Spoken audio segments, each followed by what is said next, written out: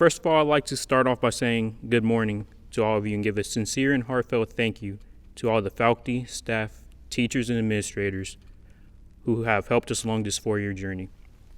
It is very easy to look at the end result of a process and not appreciate the sacrifices, time, and effort that these individuals put into making this graduation a reality. On a personal note, I would like to recognize the people for whom my achievement would be impossible without.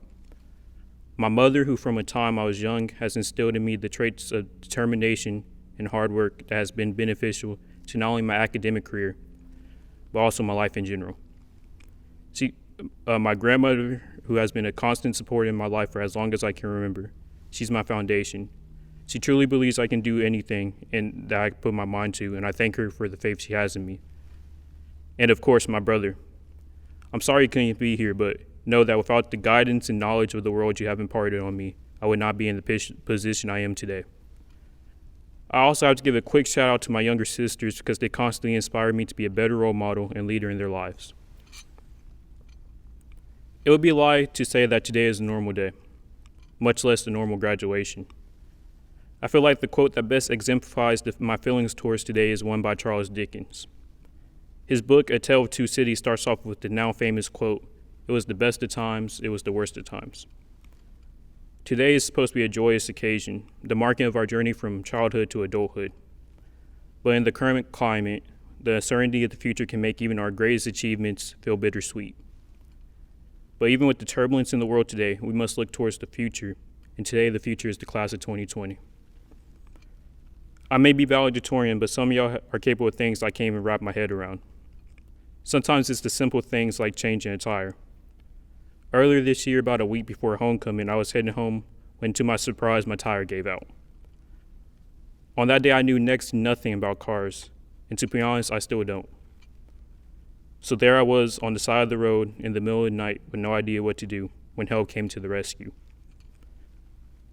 Kevin, Elijah, Daniel, and Steph answered my call for aid and helped me change my tire.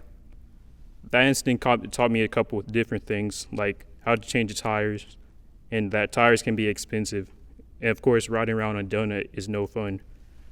But most importantly, it taught me that I can depend on my classmates in my time of needs. This class has also taught me the power that a voice gives to an individual.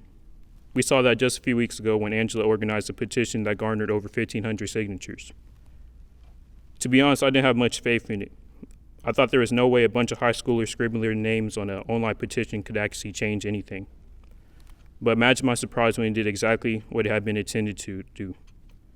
And it's in part to that petition that our loved ones are able to partake in this monumental moment of our lives.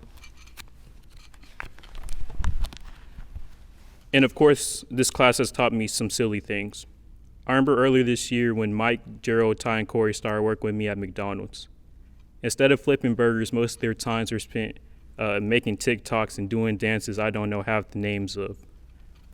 These fellows taught me that sometimes it's good to take a break from a stressful environment, and there's not any shame or weakness in doing that. I think with everything that this class has done and taught me, it's my time to pay it forward and leave the life lesson that my loved ones have imparted on me. Life is a test. It will break you or drive you to the ground. I wish I had the pleasure of coming up with that quote, but it's actually from a Netflix show called The Get Down. The point of this quote is to show that even with all the challenges that may lie in our path, the struggles that we'll overcome, the prejudices that we have to move past, with all the confidence and determination I've seen my classmates display, I have full faith that this class, the class of 2020, will exceed expectations and go on to do many great things and maybe even change the world. Thank you all for your time, and God bless.